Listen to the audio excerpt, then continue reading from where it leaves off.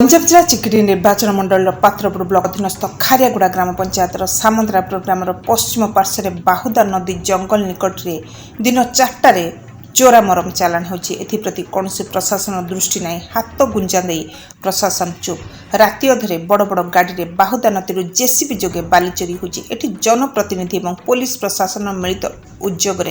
दलाल माने बाहुदा नदी को उल्लंघन कले किंतु प्रशासन हाथ गुंजा नहीं चुप अंचल सांबादिक माने संवाद परिवेषण कले उचित कार्यानुष्ठान हो पारना तेरे क्या चापर प्रशासन एटी प्रश्न उठुची जहाँ दलाल माने हाजमेट बनाई जेसीबी एवं हाइट को प्रशासन कौन पदक्षेप नौछि ताहा देखिया बाकी रहिला। विशेष सूत्रରୁ खबर मिलुछि एही जेसीबीटी हेउछि तालापड़ा ग्रामर पीड़िया व्यवसायी ग्राम सेवकଙ୍କର उभय गाड़ी को प्रशासन जांच करी आईन अनुसार दंड विधान कले लोकंकर खातिर रहबो तथा राज्यर राजस्व बढ़िबो। पात्रपुर विपिन दास मोबाइल टीवी।